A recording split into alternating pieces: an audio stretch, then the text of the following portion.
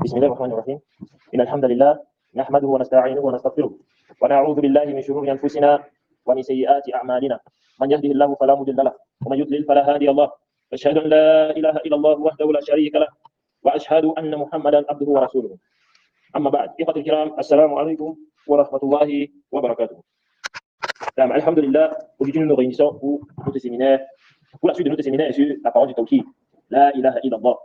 Et dans les cours précédents, nous avons parlé de la signification de la ilaha illallah, à savoir la ma'bouda bi haqqin illallah. Il n'y a pas une divinité qui mérite l'adoration en toute vérité, excepté Allah. Et nous avons également parlé de ce que la ilaha illallah possède comme pilier. Et nous savons que la parole du Tawhid vient avec une affirmation et une négation. Et les deux vont ensemble. Celui qui dit la ilaha, il vient avec illallah, son Tawhid batil.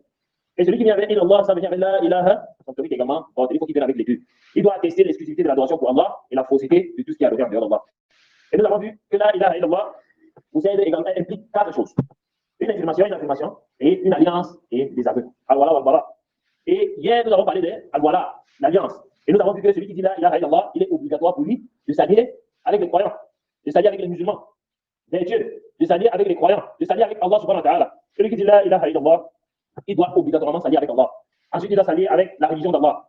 Il doit s'allier avec le livre d'Allah subhanahu wa ta'ala, qui est le Coran, la pratique de son messager, dans la sunna du prophète Muhammad sallallahu alayhi wa sallam, et il doit s'allier avec les musulmans vertueux. Les musulmans qui sont sur la sunna. Et on a dit que l'alliance avec les musulmans, c'est de façon générale et de façon spécifique. Il s'associe avec les musulmans de façon générale. C'est pour ça qu'on prie, lorsqu'un musulman, on prie sur lui. On voit un musulman lui donne un salam. On voit un musulman, on le rend visite lorsqu'il est malade.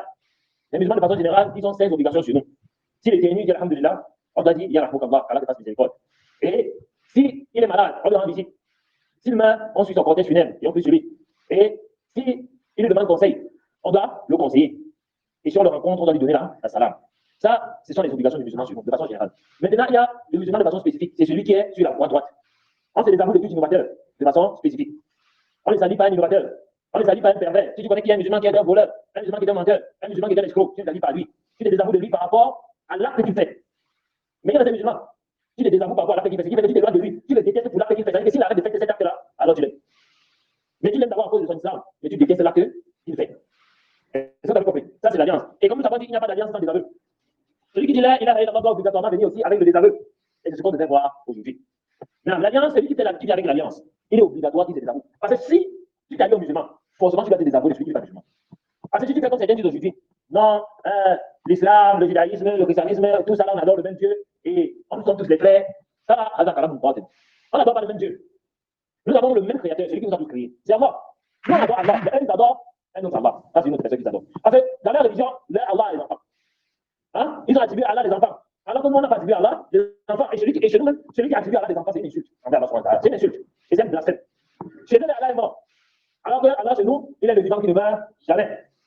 Il est très loin de cette atteinte par la mort. Celui qui a atteint la mort, s'il veut la mort disparaît. Comment va-t-il se faire toucher par la mort? C'est comme si on disait que Naruto est sorti du dessin animé, il est venu tuer Masashi Kishimoto depuis la dessinée. Vous imaginez ça? Hein? Vous voyez Sangoku là, avec tous les pouvoirs qu'il a là. Tous les pouvoirs qu'on voit dans Sangoku, il se transforme, il s'envole, il tourne. Malgré tous les pouvoirs qu'il a là, il peut juste sortir pour tuer son créateur. Hein? Il peut même faire ne serait-ce que le poids d'un atome de mal à son créateur.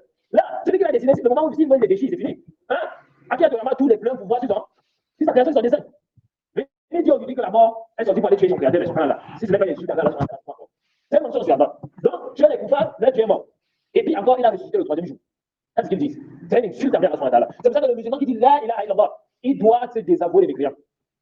Malheureusement, vous voyez les musulmans qui disent la ilaha illallah, il a dit au coupable. Il a dit au coupable. Et wallah, c'est contradictoire. C'est contradictoire. Ou un musulman dit que son ami c'est un kafir. C'est parce que la personne n'a pas compris c'est quoi la ilaha illallah. Le tawhid là. Là, vous avez montré le comportement d'Ibrahim alayhi salam, le prophète Ibrahim. Allah subhanahu wa ta'ala parle d'Ibrahim. Allah subhanahu wa ta'ala dit inna Ibrahim kana ummatan. Lui, il était une communauté. Il ne donnait aucun associé à Allah, il n'était pas du nombre des associateurs. C'est-à-dire qu'il ne faisait pas de shirk, il ne s'associait pas aux koufars, il s'était éloigné des koufars. C'est là qu'on ne peut pas d'Ibrahim. Et Allah subhanahu wa ta'ala avait pris pour ami intime. À cause de son comportement, qu'est-ce qu'elle a fait? Elle a pris comme ami intime. Le prophète Mohammed sallallahu alayhi wa sallam fait désavouer les koufars, Allah subhanahu wa ta'ala l'a pris pour ami intime. Parmi tous les prophètes, Allah n'a eu que 2 amis intimes. C'est ce qu'on appelle Khalilullah. Ça ne veut pas dire que les autres prophètes ne se désavouent pas les koufars. Ils se désavouent tous les koufars. Mais Ibrahim alayhi salam et le prophète Mohammed sallallahu alayhi wa sallam ont fait des choses particulières qui ont fait qu'Allah subhanahu wa ta'ala les pris pour ami. Regardez l'exemple de ces prophètes. Et Allah subhanahu wa ta'ala a ordonné au prophète Mohammed sallallahu alayhi wa sallam. Regardez, de tous les prophètes qui sont venus, Allah subhanahu wa ta'ala a dit aux prophètes de suivre la voie qui Ibrahim. De suivre la religion d'Ibrahim, qui était exclusivement soumise à Allah, il n'était pas du nombre des mouchriquins. Et Allah nous a ordonné de suivre la voie d'Ibrahim. Alors, nous avons de suivre Ibrahim, de le prendre comme exemple, lui et ceux qui étaient avec lui. Qu'est-ce qu'ils ont fait? Pourquoi on a dit de les prendre comme exemple? On a lu le verset. Alors, nous a dit de les prendre comme exemple. Pourquoi? Parce qu'ils ont dit à leur peuple, nous vous désavouons. Nous, on vous désavoue. Nous vous réunions entre nous et vous. L'inimitié et la haine sont à jamais déclarées jusqu'à ce que vous adorez Allah seul. Voilà l'exemple qu'Allah a donné devant Ibrahim. Ils se sont désavoués les croyants. C'est pour ça que celui qui dit La ilaha illallah, il s'allie aux croyants, il se désavoue les coupables. Alors, celui qui dit La ilaha illallah, nous avons dit qu'il doit venir avec un désaveu, et c'est obligatoire. S'il ne vient pas le désaveu sur La ilaha illallah, il doit désavouer les croyants. Il doit avoir un désaveu total, et ce qui contredit également La ilaha illallah. Parce que La ilaha illallah ne t'implique pas seulement le fait de te désavouer des coupables là. Tu te désavoues des croyants, mais tu dois également te désavouer d'autres choses. Parmi cela, tu dois te désavouer de ce qui est adoré en dehors d'Allah subhanahu wa ta'ala. Tout ce qui est adoré en dehors d'Allah. Les statuettes de Marie, les statuettes de Jésus, les crânes au village que les gens laissent l'huile sur ça, les gris-gris. Tu dois te désavouer de tout ça. Et en plus de ça, tu dois reconnaître dans ton cœur que leur religion est fausse.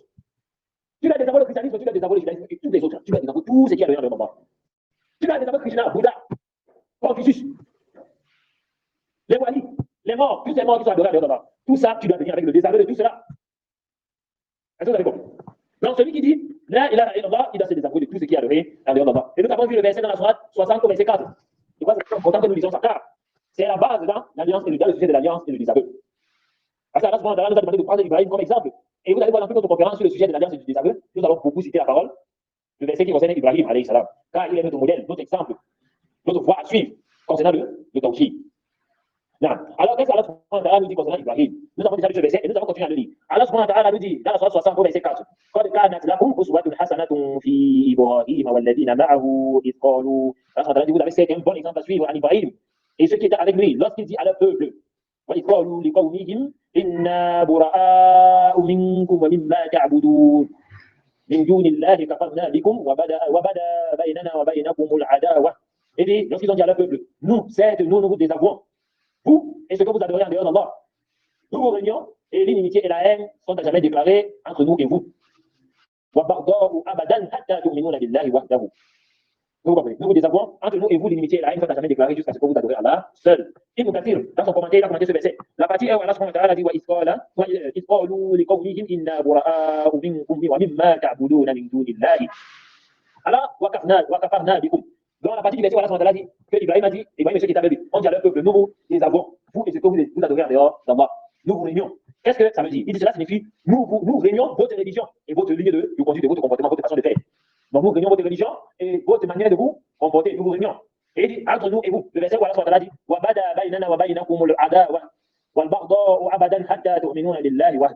nous vous réunions entre nous et vous. L'inimitié et la haine sont à jamais déclarées jusqu'à ce que vous adorez Allah seul. C'est-à-dire, l'inimitié et la haine sont dès à présent des prescriptions religieuses tant que vous restez dans votre mécréance. Tant que vous restez sur votre fausse religion et que vous restez sur votre mécréance, nous vous désavouons. Nous vous réunions et nous vous détestons à cause de quoi? De votre mécréance. Nous vous désavouons à jamais et nous vous haïssons jusqu'à ce que vous croyez en Allah seul. C'est-à-dire jusqu'à ce que vous reconnaissiez qu'il n'y a pas une autre divinité digne d'adoration excepté Allah, l'unique qui n'a pas d'associé. Désavouant tout ce que vous adorez comme idole, les fausses divinités en plus de lui. Est-ce que vous comprenez? Donc celui qui dit là, il a vient avec ce désaveu-là. Désavouant tout ce qui est adoré en dehors d'Allah. Et Allah subhanahu wa ta'ala a dit également dans la sourate de Baqarah, au verset 256. Allah subhanahu wa ta'ala dit وَمَنْ يَكْفُرْ بِالطَّاغُوتِ وَيُؤْمِنْ بِاللَّهِ فَقَدِ اسْتَمْسَكَ بِالْعُرْوَةِ الْوُثْقَىٰ. Allah subhanahu wa ta'ala dit et quiconque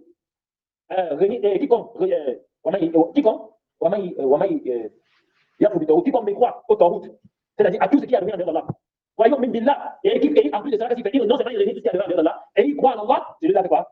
فَقَدِ اسْتَمْسَكَ بِالْعُرْوَةِ الْوُثْقَىٰ. Cette personne a saisi l'anse la plus solide. Il a saisi l'anse la plus solide. Et on vous a expliqué que l'anse la plus solide ici, c'est quoi? C'est la ilaha illallah. Cette personne est agrippée à l'anse la plus solide qui ne peut se briser. Donc celui qui dit la parole du Tawhid doit se désavouer de tout ce qui est adoré en dehors d'Allah. Tout. Il doit désavouer tout ce qui est adoré en dehors d'Allah. Alors la deuxième chose, celui qui dit la parole du Tawhid doit se désavouer de toutes les législations qui ne viennent pas d'Allah. Toutes les législations qui ne viennent pas d'Allah, il doit se désavouer de cela.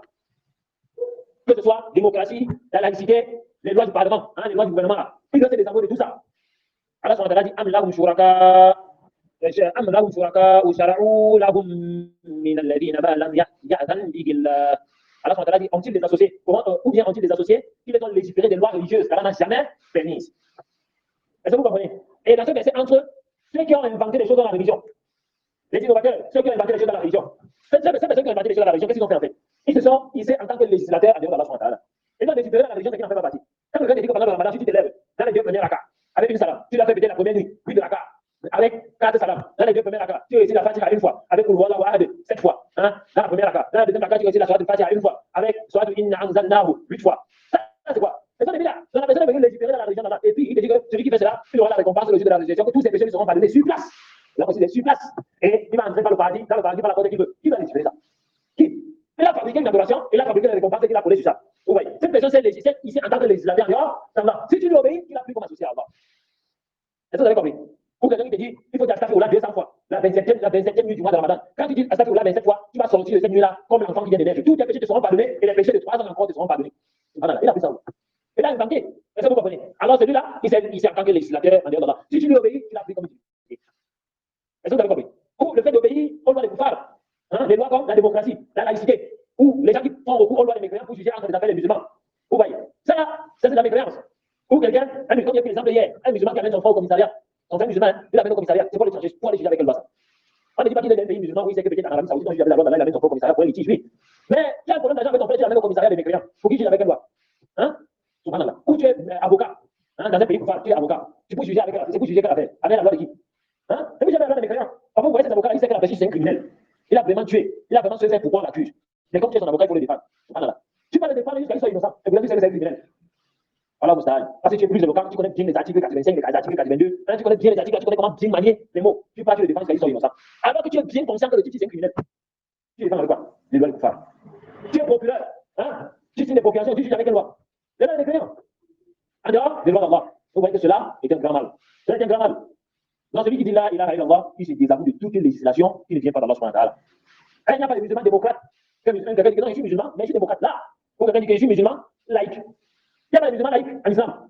Soit tu es musulman, soit tu es laïque. Parce que la laïcité, c'est de la mécréance. La laïcité, c'est de la mécréance. Il n'y a pas de laïcité en islam. Est-ce que vous comprenez? Ibn Kathir a commenté sur les gens de Aïe, hum la yattabi'ouna ma shara Allah, ma shara Allah laka min ad-din qawim, bal yattabi'ouna ma shara lahum shayatinihim min al-jinn wal-ins. Le chef dit, c'est-à-dire qu'ils suivent ce qui n'a pas été légiféré par, ce que Allah ne t'a pas légiféré dans la religion traditionnelle, c'est-à-dire la religion orthodoxe, c'est-à-dire la religion pure. Au contraire, ils suivent ce qui leur a été légiféré par les diables, les shayatines, parmi les hommes et les djinns. Parmi les djinns et les hommes, pardon. Et cette loi-là, qui est légiférée par les shayatines et parmi les hommes. Comme un musulman qui fait passer la tradition de son village au-dessus de la loi d'Allah. Celui-là a pris les lois des hommes au-dessus de la loi de la ça, c'est de la mécréance. Est-ce que vous comprenez? Et on voit ça beaucoup dans le Noun, on voit aussi ça beaucoup chez les Bamilekés même. Qui ont embrassé l'islam, ils vont passer la tradition du village au-dessus de la tradition de la loi d'Allah. Il n'y a pas de doute que cela est de la mécréance. Est-ce que vous comprenez? Ça, c'est de la mécréance. Ou des gens qui vont passer le jugement du mécréant au-dessus du jugement d'Allah. Ça, également, c'est de la mécréance. On doit juger dans nos affaires avec la loi d'Allah. Et les gens, quand on parle de la loi d'Allah, ils pensent que ça ne concerne que les lois du gouvernement. Que le voleur, on va lui couper la main, ou la personne qui fait la provocation dans le côté sans coup de poing, ou la personne qui a fait la dureté, on doit la lapider à mort. Ça ne concerne que ça. Non, ce n'est pas ça. Ça fait partie de ça. Mais ce n'est pas seulement l'application des peines prescrites, ça ne concerne que le dirigeant des musulmans. Ça ne veut pas dire que le jour que tu as ça, ton enfant en train de faire des gens, tu cherches maintenant là, tu le mets sur la place, tu le fouettes sans coup de fouet. Là, ce n'est pas toi d'appliquer ça. Tu peux le fouetter à la maison. Hein, mais pas appliquer la loi d'Allah sur lui. Ou ton fils a volé, tu as sa main, tu vas couper. Non. Ce n'est pas toi d'appliquer ces lois-là. Mais comme ça revient aux dirigeants des musulmans. Mais nous sommes dans un pays où les musulmans n'ont pas de dirigeants. Est-ce que vous comprenez? Les musulmans sont dirigeants ici. Là, il n'y a pas de dirigeant qui est musulman. Le dirigeant qui est là, c'est un cadre. Hein? C'est un cadre jusqu'à l'autre sort. Il n'est pas le dirigeant des musulmans. Le cadre n'est pas le dirigeant des musulmans. Non. Alors, comment les musulmans doivent donc faire? Les musulmans vont juger avec les lois d'Allah qui leur est permis de juger entre eux. Par exemple, lorsque deux musulmans ont un litige, d'accord? Tu juges entre eux, d'après ce qu'Allah a légiféré. Par exemple, un homme a des problèmes avec son épouse. Qu'est-ce que la loi demande? Tu dois juger dans cette différence avec la loi d'Allah. Est-ce que vous comprenez? Ce n'est pas que tu vas aller au service social. Un musulman qui amène une femme qui amène son mari au service social. Comme j'ai dit hier, c'est comme une femme qui a perdu la tête. Ou un homme qui amène sa femme au service social. Pourquoi aller se faire juger par qui? Vous savez, elle comprend beaucoup d'affaires des musulmans jusqu'à la vie tranchée. Elle va juger comme elle veut faire. Hein? Vous voyez, par exemple, chez les koufars, par exemple. Chez eux, la femme ne part en mariage à quel âge? Elle part en mariage à quel âge? Hein? Dans le droit, 17 ans. Chez les koufars, quand la femme a moins de 17 ans, dit que des détournements des mineurs ou quoi que ce soit des mineurs. Hein? Donc, à 17 ans, c'est l'âge légal dans ce pays pour que la femme aille en mariage. Non. Chez nous, en islam, qu'est-ce que l'islam dit? À quel âge la femme doit aller en mariage? Hein? Il n'y a pas d'âge pour que la femme aille en mariage en islam. Quelle a vu tes règles avant? Quelle a vu tes règles ou pas? Il n'y a pas d'âge pour qu'une femme aille en mariage en islam. Tu peux même donner ta fille de 2 ans en mariage. Il y a des conditions. Si tu la donnes à 2 ans en mariage, ça ne veut pas dire que comme elle est mariée, ça veut dire qu'elle peut déjà aller faire des rapports sexuels avec son mari. Là, elle ne pourra faire des rapports avec son mari que lorsqu'elle sera apte à supporter les rapports. À quel moment? Lorsqu'elle sera déjà développée. Ce n'est pas que tu vas aller faire des rapports avec 2 ans. Tu vas fatiguer l'enfant là. Mais tu peux la donner en mariage à 2 ans. Mais elle ne peut pas aller vivre avec son mari. Comme le prophète Mohammed sallallahu alayhi wa sallam, vous avez Aïcha avec quel âge? 6 ans.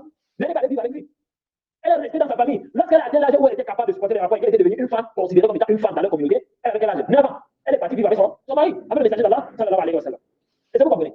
Mais maintenant, regardez dans notre société. Si tu donnes une fille en mariage à 2 ans, par exemple, est-ce qu'elle peut aller vivre avec son mari? Non. Mais maintenant, à 9 ans, vous voyez les filles de 9 ans, aujourd'hui, même les questions, on pas commencer à sortir. Est-ce qu'elle peut aller vivre avec son mari? Non. Mais vous voyez une fille de 10 ans, mon ami, les femmes sont déjà sorties, les formes, tout. À ce moment, est-ce qu'elle peut déjà aller vivre avec son mari? Si elle est déjà apte à supporter les rapports, elle peut déjà vivre avec son mari. Est-ce que vous comprenez? C'est pour ça qu'Allah subhanahu wa ta'ala, dans la soirée du divorce, parce que quand on va dire que les dalils de l'autre, là, c'est encore quoi? Oui, et je suis même ceux qui écoutent, ça veut dire que mes chèques d'avait dérangé. Depuis quand? Pour le dalil de cela. Non, on va poser le dalil, puisqu'on ne parle pas dans notre religion, sans connaissance. Hein? Parler dans la religion sans science, ça c'est mentir sur Allah subhanahu wa ta'ala. Allah subhanahu wa ta'ala a parlé dans la soirée du divorce. Des femmes, donc on a divorcé. Attendez, je vais vous donner le verset. Non, Allah subhanahu wa ta'ala a dit, attendez, je trouve la partie du verset exact, au moins exact. Non, au verset 4. Allah subhanahu wa ta'ala dit, la soirée du talaq, au verset 4. Allah subhanahu wa ta'ala dit, Wallahi ya'isna min al-mahidi min nisa'ikum wa in irtabtum fa'iddatuhunna thalathatu ashhur. Wallahi lam yahid. Allah subhanahu wa ta'ala dit, si vous avez des doutes à propos de la période d'attente de vos femmes, donc lorsqu'on les a divorcés, la période d'attente, pour vos femmes qui n'espèrent plus avoir des règles, il y a peut-être les femmes qui atteignent déjà la ménopause et qui n'espèrent plus avoir de règles. La période d'attente, leur délai est de 3 mois. Parce que si elle a divorcé une femme, quand elle n'avait pas encore atteint sa période, elle n'espère plus avoir de menstrues, en fait. Alors sa période de Idda, c'est 3 mois net. Alors que la femme qui a ses menstrues, sa période de Idda, ce n'est pas 3 mois. Sa période de Idda, c'est 3 menstrues. Donc, pour le c'est-à-dire qu'elle se purifie 3 fois. Après les 3 mois, elle a 3e menstrue, dès qu'elle se purifie, elle est maintenant divorcée. Alors que celle qui n'a pas les menstrues, sa période d'attente, c'est de 3. Ça, c'est la vieille. Et là, on a dit, il dit, Wallahi lam yahid. C'est-à-dire, de même celle qui n'a pas encore les menstrues. Celle qui n'a pas encore ses règles. Est-ce que vous avez compris? Alors, celle qui n'a pas encore les menstrues, c'est quel rapport? Qui n'a pas les menstrues? Comment on peut divorcer une femme qui n'a pas encore les menstrues? Ça veut dire qu'elle a été mariée, avant d'avoir ses menstrues. Tu peux épouser une fille à 2 ans, même si tu décides de la divorcer, puis elle n'a pas encore eu ses menstrues. Tu décides de la divorcer. Est-ce que vous comprenez? Ou tu peux épouser une fille à 4 ans, ou 5 ans, ou 8 ans même. Mais elle était apte à supporter les rapports, c'est-à-dire son corps s'est développé, elle a eu ses seins, son corps, tout est déjà bien. Mais elle n'a pas encore ses menstrues. Mais tu as consommé le mariage, parce qu'elle a déjà atteint l'aptitude à supporter les rapports. Tu as consommé le mariage avec elle. Maintenant, il y a même litige, tu as décidé de la divorcer. Tu l'as divorcée avant que sa période de menstrues là, comme il y a des filles qui arrivent, c'est à 15 ans peut-être qu'elle a ses menstrues. Vous voyez, il y a des femmes qui ont 16 ans qu'elle a ses menstrues. Peut-être que tu l'as divorcée avec 14 ans. Elle n'a pas encore ses menstrues. Alors, quand elle a dit, celle-là qui n'a pas encore eu ses menstrues, sa période d'attente, ça dure combien de temps? 3 mois. Après les 3 mois là, elle est libre d'épouser qui elle veut. Famille des musulmans. Est-ce que vous avez compris? Donc, le temps pour la femme de se marier, ce n'est pas quand elle a ses menstrues. Là, elle peut se marier à tout âge. Mais l'homme doit consommer le mariage que lorsqu'elle est apte à supporter les rapports. Et maintenant, ça varie maintenant en fonction des femmes. Il y a des femmes qui à 14 ans, n'est pas encore apte à supporter les rapports. Elle est encore toute petite. Mais il y a des filles qui à 14 ans, on te dit que tu fais de 14 ans, tu n'acceptes pas. Elle est développée jusqu'à tu vois quand tu dis que, hey. Oui, c'est pour ça, malheureusement, il y a des femmes qui se développent. Il y a des filles, 8 ans que je connais, 8 ans. Elle a déjà les seins, tout. 8 ans, on a dit qu'elle a la vie, elle ne peut pas accepter. Mais ça, c'est comme toi, le père, tu dis que non, elle est encore petite. Il y a Pitou, qui est au quartier, qui voit que non. C'est une fille qu'on va manger. Et il mange même ça, je ne connais pas. Ni même ça, je ne connais pas. Tout est là derrière, mineur. Il y a avec elle 25 ans de mariage. Et Allah a éprouvé beaucoup de femmes comme ça. Et regardez la société aujourd'hui. Une fille de 15 ans, elle est dans le mariage, elle est encore mineure. Encore mineure. Oui, pour toi, elle est mineure pour le mariage. Mais plutôt, au quartier, tu ne vois pas qu'elle est mineure. Il a ciblé, il fait un clin d'œil. Et après, elle va venir à la maison, elle est enceinte à 14 ans. On va dire que la fille mineure, tu vas refuser. Et c'est ça, malheureusement. C'est là où vous voyez les filles aujourd'hui vieilles. Jean 40 ans, elle n'est pas mariée. Jean 5 ans, elle n'est pas mariée. Les hommes, la jouent comme le ballon. On botte comme ça, elle va tomber là-bas, on le récupère, on botte comme ça. Et ainsi de suite. Tout cela pourquoi? Parce qu'on est conditionné par les lois des mécréants. Parce que les coupons disent, l'âge est conventionné au pays pour que la femme soit mariée, mariable, c'est 17 ans. Nous, en disant, est-ce que nous sommes obligés d'obéir à cette loi-là? Là, nous, on se soumet à la loi d'Allah subhanahu wa ta'ala. Allah n'a pas fixé un âge pour la femme de se marier. L'important, c'est qu'elle soit consentante. Si tu attaches le mariage d'une fille de 2 ans, elle ne consent pas le mariage. Si elle est apte maintenant à supporter les rapports, on demande son avis. Est-ce que tu acceptes le mariage là? Si elle dit que non, papa, le mariage là, je ne veux pas. Le mariage là, on annule. Est-ce que vous comprenez? On annule. C'est pour ça que vous entendez certains, tu vois là, ignorants, commencer à blâmer peut-être des tribus comme les Haoussa, qui attachent le mariage des filles, des nouveaux-nés, qui viennent de naître. Un papa que non, voilà, la fille, c'est déjà, voilà ma fille. Moi, j'aimerais que quand elle soit grande, elle épouse peut-être le fils de Zéïd, qui a son fils qui s'appelle Mohamed là, vraiment, qui est vraiment quelqu'un de bien. Quand ma fille va atteindre ou bien, il peut avoir son ami qui dit comment j'aimerais attacher le mariage de ma fille avec ton fils. On attache. Les gens voient que c'est un problème. Quel problème? Est-ce qu'on a dit qu'il va aller consommer le mariage de la fille de 2 mois? Là, si comme ça, il y a que le haram, ça c'est interdit. On va pas consommer le mariage de la fille de 2 mois. Est-ce que vous comprenez? Maintenant, quand la fille a déjà atteint l'aptitude au mariage, elle a déjà atteint la capacité à supporter, on lui demande maintenant quoi? Son avis. On lui demande son avis. Est-ce que toi, tu veux ce mariage-là? Si elle dit oui, il n'y a pas de problème. On envoie le mariage. Mais si elle dit pas le mariage, là, je ne veux pas. On annule. Est-ce que vous comprenez? Non, je vais bien comprendre ça. Ça, ce sont les lois d'Allah subhanahu wa ta'ala. C'est Allah qui a créé la famille, c'est comment il les a créés. Nous, on est qui pour venir dire que c'est monté, c'est descendu. Nous, on est qui? Mais malheureusement, les gens aujourd'hui, ils ont voulu. Et celui qui s'est détourné de la loi d'Allah, il a forcément subi les conséquences. Et c'est ça, malheureusement. Si vous regardez la société, ceux qui sont détournés de la loi d'Allah subhanahu wa ta'ala ont subi forcément les conséquences. Ils ont subi. Hein? Quand vous voyez les hommes aujourd'hui, les musulmans qui se vendent que non, ma fille est encore petite, elle est encore petite là. Les femmes, vous regardez dans la société, vous remarquez que ce sont les filles qui viennent dans la maison à coucher. Et quand la fille vient tomber enceinte à la maison, ils prennent la fille en au village pour que le déshonneur ne s'en va pas suivre. Quand elle va venir au village à coucher, elle allait dans il laisse maintenant la fille au village, la fille laisse maintenant l'enfant au village, elle revient en ville comme s'il n'y avait rien. Ni venu connu. Quand tu la demandes à mariage, non, elle est encore bicra. Elle a dit que je suis encore bicra, je n'ai jamais accouché. Non, vraiment, je suis encore machallah. Tu épouses, tu mets à la maison, le jour que tu pars en visite à la grand-mère, tu entends comment l'enfant dit maman, tu dis, hey, comment ça, maman, tu découvres que c'est sa fille. C'est rien passé, tu vas faire comment? Tu as épousé. Ouais. Et c'est ça, malheureusement, on commence à user de la tromperie et de la ruse. Et c'est un grand mal. Il ne faut pas oublier ça. Donc, le musulman doit faire très attention par rapport à cela. La loi d'Allah est claire. Qu'une femme a les menstrues ou pas, elle peut se marier. Et mieux encore quand elle a les menstrues. Si elle a les menstrues, ça veut dire qu'elle est déjà apte au mariage. Tu la gardes à la fois, c'est ta part. Hein? Tu gardes la fille à la maison, c'est ta part. Elle est la femme de quelqu'un. Même dans le mariage, tu la gardes à la maison. Regardez, il y a deux choses qui détruisent la société aujourd'hui. Je pense que c'est parce que le fait de s'éloigner de la loi d'Allah, voilà les conséquences que ça a ensemble. Deux choses. Vous allez voir que deux choses qui ont détruit les femmes aujourd'hui. Surtout les filles des musulmans. On a la télévision et l'école. On ne se manque pas. Ce sont les deux choses qui ont détruit les filles musulmanes. Soit une fille musulmane doit se marier, le genre de mariage qu'on a vu à la télé. Est-ce que vous comprenez? Elle va épouser Robert, elle va épouser Jean-Pierre, Jean Mitterrand. Vous faites le genre de mariage qu'ils ont vu où? À la télé, j'ai marié des couples. Ou elles ont été conditionnées à travers la télévision qu'il faut atteindre l'âge de 35 ans ou 40 ans pour se marier. Parce que dans les télévisions, les séries, nous, là, on voit les mariages là. Soit elles vont d'abord fréquenter. Elles vous disent que non, je vais d'abord finir l'école. Hein, comme j'ai entendu certains sœurs me dire, elles vont d'abord finir l'école. On finit l'école. On finit. Tu n'as pas elle a 17 ans. Viens, machallah, tout. Tu lui demandes, son père peut même qu'elle se marie. Mais elle dit à son père qu'elle va d'abord finir l'école. Elle finit l'école. Le plus souvent, quand elle dit qu'elle veut finir l'école, si tu regardes derrière, elle a son copain qu'elle ne veut pas laisser. Elle a son copain, son camarade de classe, elle a son copain qui s'appelle peut-être Rigobert ou Mitterrand, qui la gère, tiens. Elle dit que mais il va m'emprisonner dans le mariage avec que j'ai mon Mitterrand, mon Rigobert ou bien mon Mohamed ou du moins, ils ont toujours un nom bizarre là. Tu n'as pas la gérer. Elle m'a laissé son celui-là pour venir. Mais toi, tu vas donner quoi? Ils ont été conditionnés pour que le mariage, c'est comme la prison. Parce qu'on a négligé cette éducation-là. On a négligé. Vous voyez une fille, elle a l'université, elle ne sait même pas chauffer l'eau. Elle ne sait pas chauffer l'eau. Sa mère a pris son temps comme vous l'enseigner. Comment préparer, comment s'occuper d'un foyer, comment s'occuper de la maison. Hein? Ils ne savent pas ça. Ils ne savent pas ça. Et après, tu l'épouses, elle te dit que mon chéri, il faut qu'on cherche une bonne. La bonne, tu fais quoi? Tu vas laver, tout laver les habits, laver les assiettes, préparer la nourriture, parce qu'elle ne peut pas faire ça. Elle a pris ça où? Elle passait tout son temps à fréquenter. Tout son temps à fréquenter. Donc, les musulmans, et c'est ça, quand tu veux détourner de la loi, il t'enferme dans une porte qui, tu vas suivre la route là jusqu'à tu ne sauras même pas où t'en sortir. Tu ne sauras pas. Tu ne sauras pas. Il y a des papas qui se retrouvent avec un conteneur de filles à la maison. Ils cherchent celui qui va épouser une fois pas. Parce que quand on demandait quand j'étais jeune, ils tournaient. Elles ont vieilli à la maison. Maintenant, ils suivent les gens venir épouser. Qui va épouser? Donc, dis-moi, qui est le musulman qui va épouser les filles? Quel musulman épouser les filles? On a les jeunes filles. Hein? On a les jeunes filles. Celle que tu vas jouer avec elle aussi, joue avec toi. Hein? Celle que tu vas la faire rire, elle va te faire rire. Quand tu vas prendre des filles, 30 ans, 35 ans, elle va pas te faire rire. Quand tu vas me la faire rire, ça va fatiguer, elle va dire, ah vraiment, hein? Quand tu vas venir la chatouiller pour y aller, elle va dire, ouais, pardon, j'ai mes coups de là, je suis déjà fatigué. La vieillesse, hein? Elle est fatiguée. Tu veux lancer la course avec elle, elle est fatiguée. Tu veux faire la sunna, le prophète courra avec Aïcha de Anha. Hein? Faisait la course. Une masse avec ses compagnons, ses compagnons d'avancer. Il lançait la course avec Aïcha. Une fois, elle a couru avec Aïcha de Anha. Comme elle était encore jeune et pleine d'énergie, elle a couru avec elle, elle a dépassé. Elle a dit, quand je suis ma revanche. Plus tard des années après, quand elle a pris un peu le poids et tout, il a pris sa revanche. Il a encore lancé la course avec elle. Et cette fois, il a gagné. Hein? Mais tu vas pas dire 35 ans, tu vas aller lancer la course avec elle. Après, elle va lancer deux balles à sa que c'est la vieillesse, mon frère. Alors que quand tu as 20 ans, 18 ans, machallah, tu joues avec elle, elle joue avec toi. Le prophète a conseillé à Jabir, il a dit là, d'épouser une fille jeune, piège, avec qui il salive avec elle, hein, avec qui il rigole avec lui. Hein? Une fille de 15 ans, il fait ça des blagues, alors qu'une fille de 35 ans, tu vas lancer une blague. Elle aussi fait sa mère rire. Hein? Parce que ça l'amuse plus. Elle est vieille. Alors que c'est de 18 ans, quand tu lances une blague, hein, ça te met, tu es content. Hein? Une fille de 20 ans, quand tu lances une blague, machallah, tu es content. Une fille de 14 ans, tu viens avec elle, tu joues avec elle. Mais une fille de 35 ans, 20 ans, à partir de 27 ans, de 8 ans, 30 ans, elle est fatiguée, mon frère. Elle est fatiguée. Quand tu épouses une fille de 14 ans, tu as espoir que quand tu vas atteindre 50 ans, tu vas voir ton petit-fils. Hein? Que ton enfant que tu vas accoucher, elle avec 14 ans là. Il va se marier quand on va voir les petits enfants que tu vas jouer avec. Quand tu prends une fille de 35 ans, elle accouche son premier enfant. Tu as même su le voir ton enfant se marier. Parce que le prophète Mohammed sallallahu alayhi wa sallam a dit l'expérience de vie de ma communauté, c'est maximum 60 ans. Rares sont ceux qui vont dépasser. Le fait que tu as 30 ans, commence à comparer la tombe, tu fais comme l'autre, là c'est la mort va se présenter. Parce que le prophète a dit rares sont ceux qui vont dépasser 60 ans. Alors que quand une jeune fille 14 ans, elle a accouché son enfant. Elle a espoir que si elle a au moins atteint 60 ans, elle va voir son petit-fils, peut-être son arrière-petit-fils, ça va mourir. Et ce n'est pas une joie. Hein? Ce n'est pas un bonheur que tu élèves ton enfant, tu prends le temps d'élever ton enfant, tu l'instruis dans la religion. C'est un bonheur. Mais quand tu prends une fille de 30 ans, et quand même pas mourir, maman, même que son enfant a 5 ans. Elle est vieille. On dit mariez-vous, vous tournez. Mariez-vous, vous tournez. Non? Il faut faire très attention à ça. Et puis encore, non, je suis obligé de toucher cela. Quand vous éloignez pas de la loi d'Allah, les gens doivent s'éloigner. Le prophète Mohammed sallallahu alayhi wa sallam a dit le kafir n'est pas le wali du musulman. C'est-à-dire quoi? Le kafir ne donne pas une musulmane en mariage.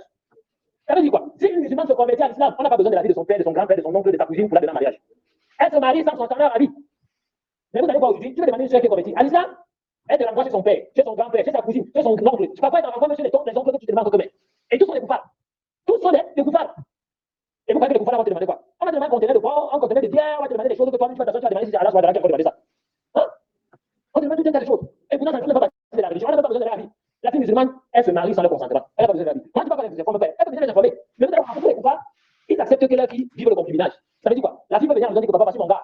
Hein? Maman, voici mon gars. Je vais aller, si tu me cherches, on va partager quelque chose souvent chez lui. Est-ce que vous comprenez? Pour eux, les coupables acceptent ça. Si vous me vivez avec ton gars 50 ans, et ils attendent parle que après tu viens faire la dot, hein, c'est les affaires de dot que tu vas donner ceci, donner cela, donner ceci, là. Ça n'a rien à voir avec l'islam d'abord. La dot, c'est la femme qu'on donne, ce n'est pas sa famille. Et ils acceptent ça facilement. Si vous avez donc peur que les kuffars vont vous empêcher de vous marier, hein, parce qu'ils vont demander des choses que l'islam ne demande pas et tout ça. Mais mon frère, ma soeur, attachez votre mariage à la mosquée. Un musulman est au wali de la soeur, de mariage, il n'est pas te présenter à sa famille comme étant son gars. Tu vas dire avec elle. Toi, devant la vous êtes marié, devant la famille, et puis avec son gars, et puis quoi? C'est fini. Hein? Pour le problème, ça suffit plus. Mais ça suffit. Dans la famille, on sait que non, elle est chez son gars. Mais devant là, vous savez que vous êtes mariés. Mais les gens veulent les mairies, ils veulent tout ça là qui n'a rien à voir avec la loi d'Allah. Celui qui s'éloigne de la loi d'Allah, Allah subhanahu wa ta'ala va le frapper. Et ça, vous avez compris. Donc, celui qui dit là, il doit s'éloigner de tout ce qui n'est pas légiféré par Allah subhanahu wa ta'ala. Il doit désavouer toute législation qui ne demande pas d'Allah. Toutes les législations qui ne demandent pas d'Allah, il doit désavouer ça. Est-ce que vous avez compris? Non. Et celui qui dit également la parole du tawhid, il doit se désavouer de toutes les religions, sauf l'islam. Est-ce que vous avez compris? Il doit désavouer toutes les religions, christianisme, judaïsme, hindouisme, panafricanisme, judaïsme, tous les ismes là, satanisme, tout ça, il doit désavouer tout ça. Il ne doit accepter que l'islam. C'est pour ça qu'Allah subhanahu wa ta'ala dit et Ibn Kathir, donc le verset dit, Allah subhanahu wa ta'ala dit, et quiconque désire une autre religion autre que l'islam ne sera point agréé, il sera dans l'eau de la famille des perdants. Et quand on parle ici de dire, ça ne se limite pas seulement à la religion. Ibn Kathir, rahimahullah dit, ay man salaka tariqan siwa ma shara'ahu Allah falan yuqbal min. Il dit celui qui cherche un autre chemin, une autre voie, que la voie en dehors de celle qu'Allah subhanahu wa ta'ala a légiférée, cela ne sera pas accepté de lui. C'est-à-dire, et il sera dans l'eau de la famille des perdants. كما قال النبي صلى الله عليه وسلم في الحديث صحيح من عمل عملا ليس عليه امرنا فهو رد. C'est-à-dire, comme le prophète Mohammed sallallahu alayhi wa sallam a dit, celui qui œuvre dans notre religion une chose qui n'en fait pas partie, son œuvre sera comment? Rejetée. Ça veut dire quoi? Si tu cherches un autre chemin, une autre religion, une autre voie, autre que celle qu'Allah subhanahu wa ta'ala a légiférée, ça sera comment? Auprès d'Allah subhanahu wa ta'ala, ça sera rejeté. Ça ne sera pas accepté de toi. Et la voie de là, tu seras où? Parmi les perdants. Ça veut dire quoi? Ce que le fait de la famille Tijani, si tu cherches la voie de la religion, la voie de Tijani, tu as choisi une voie qui n'est pas légiférée par Allah subhanahu wa ta'ala, tu seras dans l'eau de la famille des perdants. Si tu suis la voie des tabliques, si tu suis la voie des Ikhwan musulmans, les Jabaridja, les Maturidiyya, les Mu'tazila, hein, tous ces voies, les Ahbash, tous ces voies qui n'ont pas été légiférées par Allah subhanahu wa ta'ala, ces voies-là seront comment? Rejetées. Dans tout ce que tu veux faire, si tu veux trancher le litige entre deux musulmans, tu ne tranches pas une voie que Allah subhanahu wa ta'ala n'a pas légiférée, la voie que tu as choisie sera comment? Rejetée, tu n'auras même pas la récompense d'avoir considéré les musulmans. Pourquoi? Parce que tu as choisi une voie qui n'a pas été légiférée. Même chose, que ce soit tous les affaires, même le commerce. Si tu fais le commerce selon une voie qu'Allah subhanahu wa ta'ala n'a pas légiférée, ce commerce que tu fais ça comment? Pas rejeté. Est-ce que vous avez compris? Comme ceux qui font le commerce en faisant du riba, ils font c'est-à-dire le commerce aléatoire. Le commerce aléatoire. Par exemple, ils parlent de la marchandise, tu touches pas. Ça c'est haram. Ou bien tu viens acheter les choses que tu touches pas. Ça c'est haram. Tu dois voir la marchandise. Hein? Ou bien c'est que les couturiers font aujourd'hui là. Tu viens de déposer ton habit chez lui. Tu dis que bon, je voudrais que tu cours l'habit comme ça, il prend les mesures, tout. Tu dis bon, il faut combien pour courir? Il dit non, je vais finir, on va gérer. Tu dis mais comment? Il dit que non, tu vas revenir, on va gérer. Là, il faut que le prix soit fixé. Vous entendez sur le prix. Si demain il arrange maintenant la vie, tu lui dis que bon, il te dit que c'est 10 000. Tu dis que jamais. Moi j'avais prévu 2 000 pour courir la vie là. Ça devient des problèmes. Hein? Il va rester avec ton tissu et tout ça. Donc il faut que le prix soit fixe. Et ainsi de suite. Parce que le commerce a ses droits. Le commerce a ses règles. Est-ce que vous comprenez? Tout dans la religion a ses règles. Même le mariage a ses règles. Si vous voulez que le mariage, vous n'empruntez pas le chemin qu'Allah a légiféré. Votre mariage est comment? Votre mariage là va tourner dans le vide. Va tourner dans le vide. Il faut que le mariage soit légiféré. Parmi les conditions du mariage, c'est pourquoi? Il faut des témoins. Il faut des témoins véridiques. Pas des pervers, des témoins véridiques. Et c'est une chose que les gens ne savent pas. Vous savez pas, les gens ne savent pas qu'on peut attacher le mariage même dans la maison. Les gens pensent qu'on attache seulement le mariage dans la mosquée. Et tu vas dans la chambre, on peut attacher le mariage. Il suffit seulement qu'il y a quoi? Le wali de la fille. Il faut que la fille soit là. Donc c'est-à-dire qu'il faut le consentement de la fille, pas forcément qu'elle soit présente. Hein? Son wali. Il y a besoin qu'il la représente. Dieu est témoin juste. Et le mari, la personne qui demande la fille en mariage. S'ils sont présents, l'homme demande de la fille, le wali accepte. Et les témoins acceptent qu'ils ont assisté. Le wali demande la dot de la fille, et bon, la fille a demandé peut-être 500. Ils sont 500, ils donnent. C'est fini, le mariage est attaché. Est-ce que vous comprenez? C'est tout. Alors, et après, il faut maintenant aller faire le wali, il annonce à tout le monde. Est-ce que vous comprenez? Donc ça aussi, c'est permis. Pas forcément que ça soit la mosquée. Maintenant, vous voyez les mariages aujourd'hui, les gens qui prennent les chemins, autre que c'est qu'à la légiférer. Subhanallah. Hein? Les femmes font les tatouages jusqu'à, elles mettent les mèches, elles font ils s'appellent ça par là, c'est le make-up, c'est le make-up, pas le make-up. Hein? Elles mettent son make-up. Vous voyez, toute la journée, ne plie pas. Parce qu'elle va faire les ambitions, non? Il faut laver le make-up. Hein? On fait les ambitions. Elle ne plie pas. Toute la journée, parce qu'elle dit que c'est son jour. Dans le jour, elle devient cadre. C'est son jour. Hein? Elle met les faux ongles, les bling partout. Elle met les mèches, elle porte les robes des mariés, des koufars, blanc, hein? Elle y a maintenant les marionnettes. C'est marionnettes ou marionnettes? Les marionnettes, c'est quoi, c'est ça? Hein? Qui sont derrière en train de faire les danses et tout ça. Hein? Et vous voyez le mari, il est là aussi avec son collant qu'il a porté, cintré sur lui là. Il a mis une coiffure de koufar, il a poncé la barbe. Hein? Il a aussi mis sa part de bling. Bon, lui, on peut prier. Quand il a prié, il peut s'écrire, pas s'établir, puis. Mais la femme ne va pas prier. Hein? Vous voyez la femme comme ça, la femme ne prie pas, toute la journée ne prie pas. Et là, celui qui te laisse une seule prière, sans suivre la de devient cadre. Elle ne prie pas toute la journée. Vous voyez, ils font le mariage sur un chemin qui n'a pas été légiféré. Et vous les voyez, boum, boum, boum, parlez encore, boum, boum, boum. Les hommes et les femmes sont mélangés. Vous entendez les. Toutes ces choses comme ça là. Hein? Les hommes font les femmes font les tout ça, tout ça mélangé. Dans le désordre total. Et puis, encore, c'est comme voilà le nous. Hein? L'homme et la femme partent faire les choses dans la chambre, donc l'homme va consommer le mariage. Et après, ils sont avec le drap blanc, avec le sang tout ça pour montrer que la fille était vieille. Ah, subhanallah. Des conneries comme ça là, qui n'ont pas été légiférées, Allah subhanahu wa ta'ala, dis-moi. Allah va mettre la baraka dans ce genre de mariage, c'est la malédiction d'Allah qu'ils auront. La malédiction d'Allah, c'est qu'ils ont fait là, tout ça n'est pas accepté par Allah subhanahu wa ta'ala. Qu'est-ce qu'ils ont tout le besoin, ils ont plutôt les péchés. Et vous croyez que la femme va rester comme ça là, après le jour du mariage, elle va arriver tous ces mécomptes, tous ces machins là. Ça encore c'est faux, hein. Elle va rester avec les mèches. Pendant au moins 3 jours, une semaine, elle va faire les ablutions pendant 6 mois. On dit de tuer la tête, elle va tuer les mèches. Les ablutions seront validées. Jamais.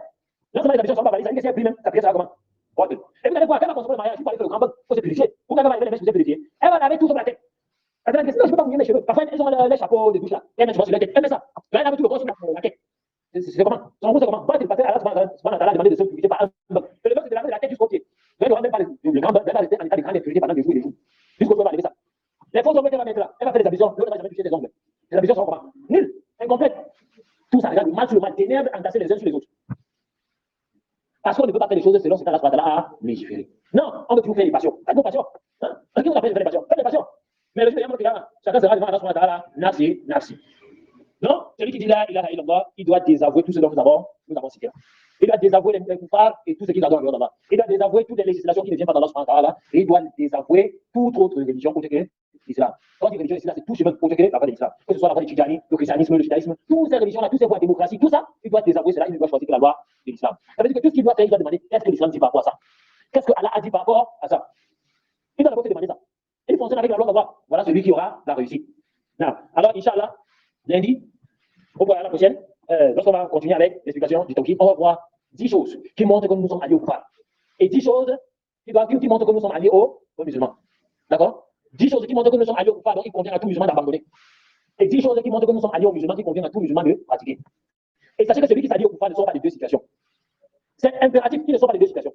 Soit il est tombé dans un grand péché, donc il doit se repentir. Celui qui tombe dans le grand péché, c'est celui qui s'est allié aux kuffar dans les actes. Il déteste les kuffar dans son cœur, mais il s'allie aux kuffar dans les actes. Il fait ce que les kuffar font dans les actes, mais dans son cœur, il déteste ça. Celui qui est tombé dans un grand péché, comme celui qui imite l'habillement des kuffar, comme celui qui imite la façon de parler des kuffar, comme celui qui imite les kuffar dans leur religion. Est-ce que vous comprenez? Quand il décide de détester cela dans son cœur, mais il fait ça de façon apparente, celui-là, il est tombé dans un grand péché. Il est tombé dans le shirk asra, dans le kufr asra, la petite mécréance. Donc il vient de demander pardon à Allah et d'abandonner cela. Maintenant, celui qui s'allie au kuffar, il est mécréant, il est kafir. C'est celui qui a allié l'acte au cœur. C'est-à-dire qu'il aime ça. C'est-à-dire qu'il aime un kafir pour sa mécréance. Il aime le christianisme. Il aime les chrétiens. Il aime les fêtes des chrétiens. Même si ce sont ses parents qui sont des kuffars et qu'il les aime avec le cœur, celui-là est un kafir. Est-ce que vous comprenez? S'il aime ses parents qui sont des kuffars avec le cœur pour leur mécréance, c'est-à-dire qu'il aime leur religion. Hein? Il aime leur mécréance. Celui-là, c'est un kafir. Il doit les détester pour leur religion et les appeler à l'islam. Est-ce que vous avez compris? Celui-là, il est comme eux. C'est pour ça qu'Allah subhanahu wa ta'ala dit, ils sont alliés entre eux. Celui d'entre vous qui les prend pour alliés, il devient comme eux. On a vu sur les seyens, non? Dans le Toba. Celui qui les prend pour alliés devient comme eux. Et Allah subhanahu wa ta'ala dit, il devient comme eux, ils ne sont pas les deux situations. Soit il a fait un grave péché en essayant de leur ressembler, soit il devient mécréant à le fait de leur ressembler. Si cette alliance-là touche le cœur. Est-ce que vous avez compris? Vous voulez entrer au paradis?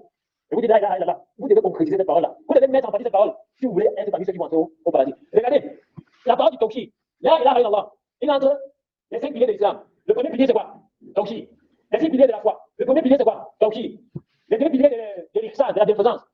Le premier pilier, c'est quoi? Tawhid. En tout cas, le 7 pilier même en fait. C'est le Tawhid. 7 piliers de la bienfaisance, c'est quoi? C'est le Tawhid. En ta'bud Allah ka'annaka tarahu, fa in lam yakun tarahu, fa innahu yarak. C'est que tu adores Allah comme si tu le voyais. C'est que tu ne le vois pas. Sache que tu le vois. Et lui, il te voit. Si tu ne peux pas adorer Allah comme si tu le voyais, adore-le en sachant que lui, il te voit. Est-ce que vous comprenez? Et le plan de prophète Mohammed sallallahu alayhi wa sallam dit, celui qui meurt dans la dernière parole, il entre au paradis. Vous croyez que c'est quoi? C'est seulement des dits. C'est de mettre en pratique tout ce que nous avons dit là. De mettre en pratique tout ce que nous avons dit depuis le début de ce séminaire. Et tout ce que nous avons dit jusqu'à la fin. Mettre en pratique ça. Comme vous dites que le prophète a appelé les gens au Tawhid pendant 10 ans d'abord, excuse-moi, au Tawhid pendant 10 ans avec. Vous croyez que c'était pour les 10 ans là, il passait sur ça. Et donc pour leur expliquer tout ce que nous sommes en train de vous expliquer là. C'est pour ça que vous allez dire à la bataille de Badr. Il y a des compagnons qui ont tranché la tête de leur père. Sur le champ de bataille. Il a coupé la tête de son père. Pourquoi? À cause de la parole du Tawhid. Là, pour Allah. Son père a pris l'arme pour le tuer. Pendant la bataille de Badr, les musulmans contre les kuffars. Ils sont en conflit. Hein? Les kuffars veulent tuer les musulmans veulent tuer les kuffars. Parmi les musulmans, il y avait les enfants des kuffars là. Hein? Il y avait les enfants. Et parmi les kuffars, il y avait le père d'un tel, l'enfant d'un tel, le cousin d'un tel, l'oncle d'un tel. Parmi les musulmans. Et ils sont combattus et ils sont entretués. Pour Allah subhanahu wa ta'ala. Et sachez que ceux qui ont combattu la bataille de Badr font partie des meilleurs des musulmans. Après cette bataille, qu'est-ce qu'Allah subhanahu wa ta'ala leur a fait combattre? Comme le prophète Mohammed sallallahu alayhi wa sallam a dit, il se peut qu'Allah subhanahu wa ta'ala dit aux ceux qui ont participé à la bataille de Badr, faites ce que vous voulez, je vous ai parlé. Et les compagnons du prophète, de leur vivant, Allah a dit, faites ce que vous voulez, moi je vous ai parlé. Ils sont tous au paradis, tous. Allah les a tous agréés, tous. Pourquoi Allah les a agréés pour l'entrer au paradis? Parce qu'ils ont embrassé leurs parents qui étaient les kuffars. Hein? Vous savez, quand ils disent avec leurs enfants sont morts de compte à leur même façon, les gens pour écouter pendant 3 ans. On ne donnait plus en manger, on n'achetait plus rien d'eux, on ne vendait plus rien. Et tu dis, vous allez comprendre. Ils ont fait 3 ans, une amie ne pouvait plus acheter à qui que ce soit la mec. Et ils ne pouvaient même pas vendre ce qu'ils avaient. Et ils mangeaient les fruits des arbres. pour survivre. Beaucoup de leurs enfants sont morts entre les mains de famine. Mais ils sont restés fermes à cause de quoi? Là, il a là-bas. Ils sont restés fermes sur ça. Jusqu'à ce qu'Allah leur a ordonné de quitter avec. Allah ils ne pouvaient pas décider, ils ne pouvaient même pas soupçonner. Ils ne pouvaient même pas soupçonner. Mais ils sont restés fermes. Comme ça que tous les compagnons du prophète Mohammed, tous, sont au paradis, tous. Tous ceux qui ont fait le serment d'allégeance au prophète Mohammed, sont l'arbre. Allah les a pris plus de 1400. Allah les a tous agréés au paradis, tous. Et nous, on va entrer dans le même paradis que les gens là. Les gens disent là, il est là, ton meilleur ami, c'est un câble. Et tu dis là, tu vas dans le paradis que les gens vont entrer. Voilà. Pourquoi le tawhid est la chose la plus importante? C'est pour ça qu'Allah n'a pas envoyé un seul prophète. Jésus n'a pas envoyé un seul prophète. Depuis Adam, jusqu'au prophète Mohammed, ça qui a appelé le peuple à quoi? Donc, ça fait la première chose à laquelle ils ont appelé, c'était quoi? La ilaha illallah, le tawhid. La ilaha illallah. Le prophète a enseigné à ses compagnons le tawhid pendant 23 ans. Jusqu'à ce qu'il est mort, il a enseigné le tawhid. 23 ans. Il a pris 10 ans spécifiquement sur le tawhid. Il 13 ans, il a enseigné le tawhid et les lois d'Allah, le tawhid et les lois d'Allah, jusqu'à ce qu'il est mort. Regardez le Coran. Le Coran commence avec le tawhid et finit avec le tawhid. La première sourate, tawhid. La dernière sourate, tawhid. Le verset le plus important du Coran, le plus grandiose du Coran, c'est le verset de quoi? Tawhid. Avec le Coran. Le plus grand verset du Coran. Tawhid. La meilleure sourate du Coran. Tawhid. La sourate du Tawhid. La sourate qui équivaut au tiers du Coran. Tawhid. Ça te décrit qui est Allah. Est-ce que vous savez que la sourate du Kafirun équivaut au quart du Coran? On se met dans la sourate du prophète Mohammed sallallahu alayhi wa sallam. Qui est la sourate du désaveu? Où Allah subhanahu wa ta'ala dit à son prophète de désavouer les coupables vêtements. Oh, vous qui les infidèles et les mécréants, je n'adore pas ce que vous adorez, et vous n'êtes pas adorateur de ce que j'adore. Je n'ai jamais adoré ce que vous adorez, et vous n'êtes pas adorateur de ce que j'adore. Avouez votre religion, et avant ma vraie religion. Sourate du désaveu. Et le prophète Mohammed sallallahu alayhi wa sallam dit, celui qui lit cette sourate avant de dormir, s'il meurt pendant la nuit, il est mort sur la fitra. Il est mort sur la fitra. Parce qu'il doit avant de dormir, c'est désavouer les coupables. Et il dort, il meurt sur ça. Il désavoue les coupables. Il y en a d'autres paradis. Les frères, man haqqaqa tawhid dakhala al-jannah bi ghayri hisab. Celui qui concrétise le tawhid, qui parfait son tawhid, il entre au paradis sans châtiment ni jugement. Sans châtiment ni jugement. Et Inch'Allah, on va venir avec ça. Après avoir parlé d'Awala wal Bara, avant d'avoir fini avec Awala wal Bara, lundi, Inch'Allah, on va venir avec les mérites de la parole du tawhid. Inch'Allah. Parce que ça fait pas on va vous apporter des hadiths qui font froid dans le dos. Quand tu comprends le cas de comprendre de celui qui meurt sur le tawhid, subhanallah. Là, il a illallah, vous c'est une parole qui est lourde. Lourde. Je vous donne un exemple avant de finir. J'ai fini sur cette parole-là. Ibrahim, Moussa alayhi salam, il demande à son Seigneur. Il demande à Allah, oh mon Seigneur, enseigne-moi une parole avec laquelle je vais t'invoquer. Et là, Moïse, il demande à Allah de lui enseigner une parole avec laquelle il va se rappeler d'Allah avec. Allah lui dit, ya Moussa, kul, la ilaha illallah. Il dit, ya Rabbi, kullu ibadati yaqulun hada. Il dit, oh mon Seigneur, tous tes serviteurs disent cette parole-là. Donc, il voulait une parole qui est propre à lui. Allah lui dit, dis la ilaha illallah. Il dit, oh mon Seigneur, tous tes serviteurs disent ça. Allah lui dit, oh Moïse, si on prend les 7 cieux et ce qu'ils contiennent en dehors de moi, on prend les 7 terres et ce qu'elles contiennent, on met ça fictif fatique sur un côté de la balance. On prend la ilaha illallah, on met sur l'autre côté de la balance. La ilaha illallah. La ilaha illallah va tout ça, va peser plus lourd en balance que quoi? Que les 7 cieux et les 7 terres. La ilaha illallah. Et vous voyez que cette parole-là, c'est seulement avec la bouche qu'on prononce comme ça. Il faut la croyance dans le cœur et la mise en pratique de cette parole-là. Il faut espérer en tenant le paradis d'Allah. Mais après, on va s'arrêter là, on fait qu'Allah subhanahu wa ta'ala nous facilite. Il en a fait هذا القدر سبحانك اللهم وبحمدك اشهد ان لا اله الا انت استغفرك واتوب اليك. Ceux qui sont en ligne et ceux qui sont assis sur les questions, questionnez. Je suis à votre écoute. On va prendre 10 minutes pour répondre aux questions, Inch'Allah. Voilà. Je sais pas s'il y a des questions. Non, Fadal. Les deux, écoute. Non. Ok. Donc, toute personne qui dit la ilaha illallah, il doit se désavouer de tout ce qui n'a pas été légiféré par Allah subhanahu wa ta'ala. Toute législation qui ne vient pas d'Allah, que ce soit les innovations, que ce soit les lois des koufars, il doit désavouer tout ça. Non. Non, pas de. Alaykoum salam.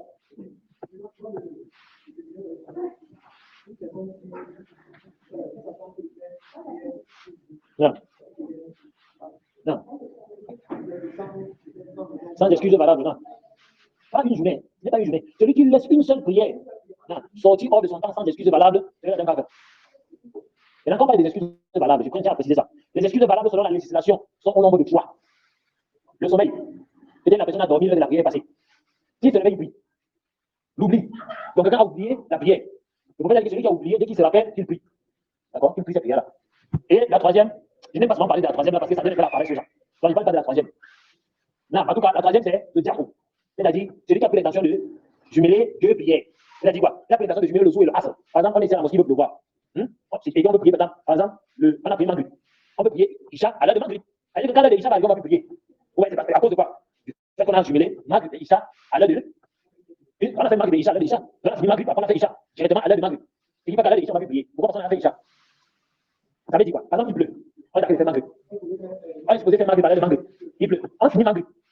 Au lieu de s'asseoir et de bavarder ce qu'on a bavardé avant d'attendre l'heure de Isha, on se relève, on prie Isha. On prie encore directement Isha. Sans que Isha, l'heure de Isha ne soit entrée. Est-ce que tu comprends? Ça veut dire que quand l'heure de Isha va entrer, on a pu prier Isha. Parce qu'on a déjà prié. On a pris l'intention de prier Maghrib et Isha. Ou bien on a un jour, il pleut. On décide, bon, on va faire Zou et Asr à l'heure de Zou. On fait les deux prières une fois à l'heure de Zou. C'est-à-dire que quand Asr va arriver, on va prier Asr parce qu'on a déjà prié à l'heure de Zou. On a déjà prié à Zou. Donc, à Zou, non, ça vient avant Asr. Est-ce que tu comprends? Ou bien, on décide que comme il pleut là, on va pousser Zou à l'heure de Asr. Donc, on ne prie pas Zou à l'heure de Zou. On pousse ça, on met ça à Asr. Et on prie. Ce n'est pas là que vous poussez deux prières. C'est-à-dire quoi? On ne va pas dire qu'on pousse Asr pour prier à Maghrib. Ça, c'est haram. Ce qui est venu dans la sunna, c'est quoi? C'est de prier Zou et Asr à l'heure de Zou ou à l'heure de Asr. De prier Maghrib et Isha à l'heure de Maghrib ou à l'heure de Isha. Mais Fajr et Asr restent à leur heure. Pardon, Fajr reste à son heure, on ne jumelle pas Fajr. Et Asr et Maghrib, on ne les jumelle pas. Ce n'est que pour ces deux prières que vous décidez là. Donc, quelqu'un qui a pris cette intention de jumeler ces deux prières à cause de quelque chose, d'une cause. Par exemple, la pluie. D'accord? À ce moment, celui-là, il n'a pas de problème. Non. Non, tu ne vas pas dire que tu fais Fajr et Zou. Jamais. Ou bien tu fais Fajr et Isha. Jamais. Non. Il arrive quand son prière a passé. Il prie. Attends, il a voyagé à quelle heure? Et il voyage dans la nuit, par exemple. C'est ça le problème. Le musulman, lorsqu'il veut même planifier ses voyages, il doit planifier ses voyages en fonction de ses heures de prière. Et chaque prière a son heure prévue. Mais il y a des imprévus, ça peut arriver. Mais tu dois planifier ton voyage en fonction de tes heures de prière. Et si tu vois qu'il faut voyager de 5 heures, n'est-ce pas? Par exemple, tu vas à Yaoundé. Et on sait que le voyage prend souvent, peut-être c'est jusqu'à 12 heures que tu vas arriver à Yaoundé. Dès que le Fajr sort, tu pries avant de voyager. Tu pries à Fajr avant de voyager. Si tu vois que tu vas par exemple, le voyage de 22 heures, hein, pour arriver le matin. Voyage à 22 heures, mais si l'heure de la prière te trouve dans la voiture, et que tu sais qu'à l'heure-ci, je risque d'arriver quand le soleil est déjà sorti, tu pries sur place, tu pries dans la voiture. Tu es en cas de contrainte. Tu ne laisses pas l'heure de la prière passer, tu pries dans la voiture. Ça, c'est l'excuse de la contrainte, tu n'as pas le choix. Parce que tu peux considérer, si tu tiens la voiture et t'arrêter pour que tu pries, tu ne vas pas accepter. Bon, tu essaies quand même, parce que si c'est un musulman, il va garder pour que tu pries. Tu essaies quand même. Mais s'il refuse, tu pries dans là. Là, les couffins vont accepter ça. C'est ce que vous comprenez. C'est pour ça que le musulman planifie. C'est pour ça que je conseille souvent de voyager en journée. Comme ça, il sait que s'il voyage à 9 heures, il sait que Zou va le trouver en route. Il ne va pas prier Zou dans la voiture. Il pousse Zou à Assa. Il prend l'intention que lorsqu'il va arriver, il va prier une fois Assa et Zou une fois. Il va prier Zou à Assa une fois à l'aide de Assa. C'est ce que vous comprenez. Non. Donc voilà. Là, il y a le frère Youssouf qui pose sa question. Là, pas de garder. Il y a Youssouf, pas de. Assalamu alaikum wa rahmatullahi wa barakatuh. Wa alaikum salam wa rahmatullahi wa barakatuh. Bon, j'avais une préoccupation là par rapport, parce que vous avez parlé le grand bain, par exemple, vous avez parlé du grand bain, je me rappelle. Allô? Bon, je disais par rapport au grand bain que vous avez parlé. Le grand bain, vous avez parlé du grand bain, je me rappelle plus bien, mais je sais que vous avez parlé du grand bain. C'était par rapport à. Oui, on a parlé du mariage. Non, oui, c'est ça, c'est alors ça que je voulais qu'on explique bien, que je puisse comprendre. Non. Le grand bain, en fait, là, on fait le grand bain. Ici, venu, comme je dis dans la vie d'Aïcha et la vie de Maïmouna, Anhouma, c'est que lorsque tu veux faire le grand bain, tu peux commencer par avoir fait les ablutions comme pour la prière. Non. Et ensuite, tu fais passer, tu verses sur ton corps, jusqu'au pied. Non. D'accord? Ça, c'est le grand bain. Tu parles les ablutions, ensuite, tu verses la tête, ensuite, tu verses sur ton corps. Mais le minimum du grand bain, le minimum obligatoire, c'est que tu es obligé de faire des petites ablutions. Les petites ablutions, c'est pour faire la sunna du prophète Mohammed sallallahu alayhi wa sallam. Mais le minimum, c'est que tu prends l'eau, tu laves les mains et la bouche, tu laves la face, tu laves la tête, tu verses sur la tête, tu bouges la tête, et tu verses sur tout ton corps. Jusqu'à après, tu laves les pieds. Ça, c'est le minimum du grand bain. Et tu fais déjà comme ça, ça lui suffit pour la prière. Non, bon, voilà, à quoi la question? Non, je ne sais pas s'il y a d'autres personnes qui ont des questions.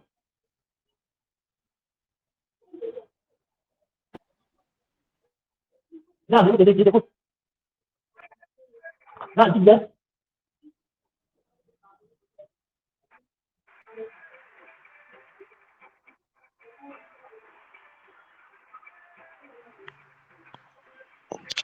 Salam alaikum. Je ne veux pas voir. Non. Déjà, par rapport à ta question, ma frère, donc tu veux savoir si par exemple tu demandes une sœur de se marier en fait, et que ses parents refusent, et qu'on attend son mariage à la mosquée, quelle sera la conséquence du fait que ses parents ne sont pas possibles de tout ça. Non, déjà, par rapport à ça, il faut d'abord que les musulmans sachent, et beaucoup de musulmans ne savent même pas ça. C'est que lorsque tu demandes une sœur musulmane en mariage, et que ses parents refusent de la donner en mariage, d'accord, il faut regarder d'abord la cause pour laquelle les parents refusent. Par exemple, si les parents refusent pour des raisons qui ne sont pas acceptables par la religion, par exemple, le père refuse parce que tu n'es pas la même tribu que lui, ou bien le père refuse parce que tu n'es pas riche, ou bien le père refuse parce que ta tête est linéaire. Hein, il n'y a pas de choses comme ça. À ce moment-là, ta parole n'est pas acceptée. Elle a dit quoi? Il perd son droit de wali. Ça veut dire quoi? S'il y a quelqu'un dans la famille de la fille, c'est pas ici les familles musulmanes, hein. S'il y a quelqu'un dans la famille de la fille musulmane comme son oncle ou son frère, d'accord, qui peut prendre le tutoriel de la fille et dire que bon, moi, comme le père, moi, je la donne en mariage. Le mariage de la vie.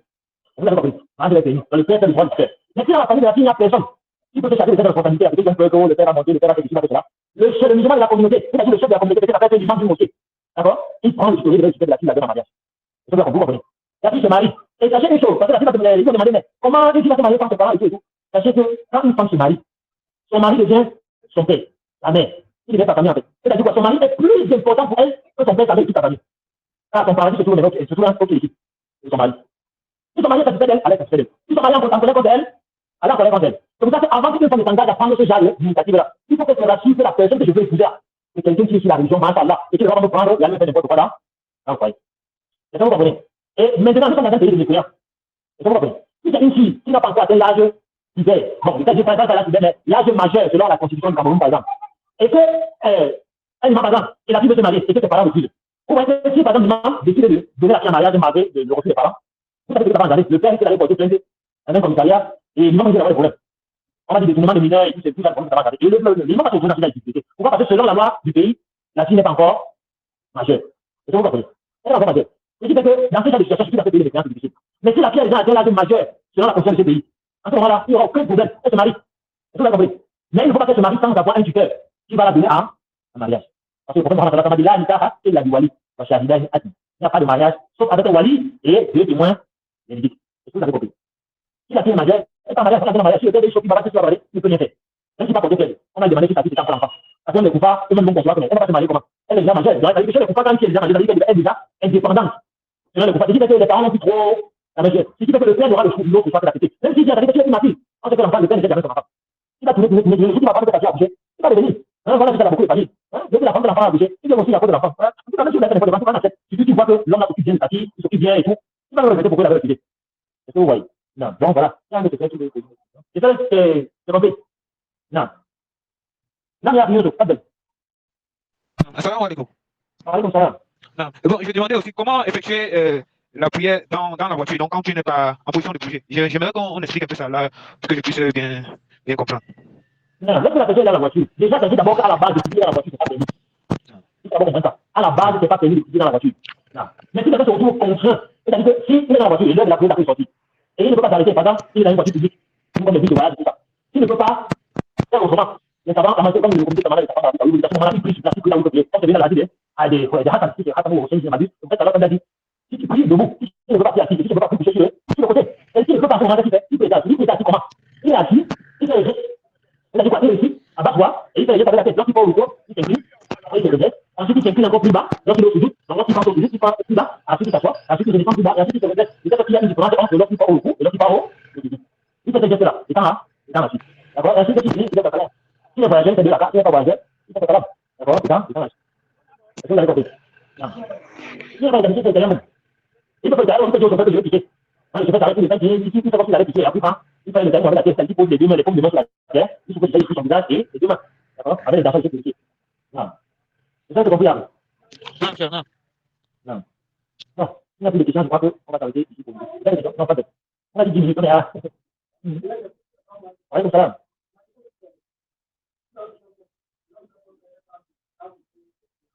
Non.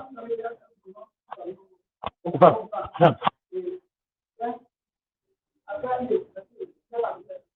Non, non, il était pour l'entreprise. Non. C'est pas d'abord pas vous partir simplement. Il est même petit fait. Il est avec les gens. Il est mécréant. L'autre, c'est un grand péché, il est petit musulman. Tu comprends? Comme celui qui a dit comme un café. Hein? Il met des coupons dans leur habillement. Ils sont propres à eux. Tu vois? Celui-là, il est musulman. Mais maintenant, il y a aussi une chose que je tiens à préciser, que je n'ai pas précisé. Il peut devenir mécréant en fonction de la chose dans laquelle il a imité le coupable. S'il imite le coupable dans leur pratique religieuse, il est mécréant. Mais s'il imite le coupable dans leurs choses mondaines, comme dans leur comportement, leur façon de parler, leurs habillements, il a commis un grand péché, que ce soit même s'il aime cela dans son cœur. Est-ce que vous avez compris? Ça veut dire qu'il aime s'habiller comme Bouba. Il aime s'habiller comme Arafat. Là, il a fait un grand péché. D'accord? Mais par exemple, là où ça tombe de la mécréance, c'est si il fait des actes d'adoration de coupable. Par exemple, il prie comme un café, Il ne déteste pas le fait que le coupable se procède devant la croix, devant le statut de Jésus et Marie. Il dit que quand ils sont aussi sur la vérité, nous sommes sur la vérité, eux sont sur la vérité. C'est un cas. Ou bien ils considèrent que la religion des chrétiens c'est aussi la vérité. Ils considèrent que la religion des juifs et des chrétiens sont aussi la vérité. Ou bien s'ils disent même, je ne pense pas que les juifs et les chrétiens sont les coupables. Lui, il devient cadre. S'il dit de l'homme des créances, lui, il devient cadre. Est-ce que tu comprends?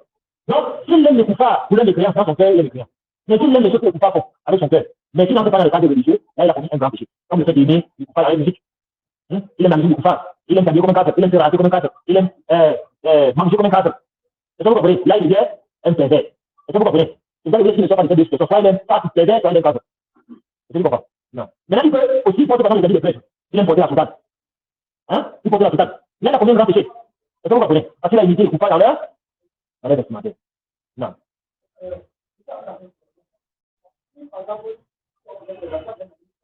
Non. Il ne combat pas. Non. Il a fait des créances.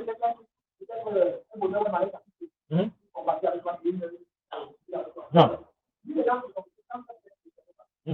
Déjà, j'aime pas utiliser le terme ami concernant un musulman et un cadre.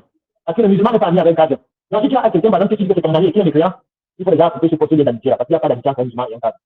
Mais maintenant, je sais qu'il n'y a pas d'amitié, ça veut dire que ça ne veut pas dire que tu ne vas pas le côtoyer. C'est facile avec lui. Mais quand tu as lui confier tes secrets, confier tes problèmes et tout ça, non. Donc, moi, c'est qui entre dans l'amitié. Parce que l'amitié, c'est le plus haut degré de l'amour. Est-ce que vous comprenez? Quand tu dis que quelqu'un est ton ami, c'est qu'il a dépassé le stade de frère. Est-ce que vous comprenez? C'est comme ça que mon frère musulman, mais pas mon ami. L'amitié, là, c'est le plus haut degré de l'amour. Tous tes secrets, tu le prends vraiment comme toi-même. Donc, si tu connais, oui, voilà. Exactement. Donc, l'amitié, c'est le plus haut degré de la fraternité. Le plus haut degré de l'amour. Mais si tu as un ami cadre, ça, vraiment, c'est dangereux. C'est-à-dire que tu n'as plus vraiment un niveau. Voilà, tu n'as même plus qu'un musulman. Tu n'as même plus que ton frère musulman. Et ça, c'est grave. Donc, ça, c'est pour ça que j'aime pas utiliser le terme ami. Quand Ibrahim est le Khalil, l'ami d'Allah, pourquoi Allah l'a pris poignet intime là? Et si Ibrahim a dépassé le degré de l'amour. Il a passé le plus haut degré de l'amour d'amitié. Il faut que tu fasses ça avec ce terme. Non. Mais maintenant, sachez que le lien qui lie le musulman, le cas, c'est pas le janvier. C'est comme il vient pour moi de Dieu pour lui. Comme il vient à notre fête de rituel du jeûne ou la fête du sacrifice, je crois aussi à la fête de Noël ou de César. Si ma petite dans le moment de joie, on va dire forcément la petite dans tous les moments de joie là. Si tu es réussi du fait qu'Allah est né, toi tu es réussi avec lui.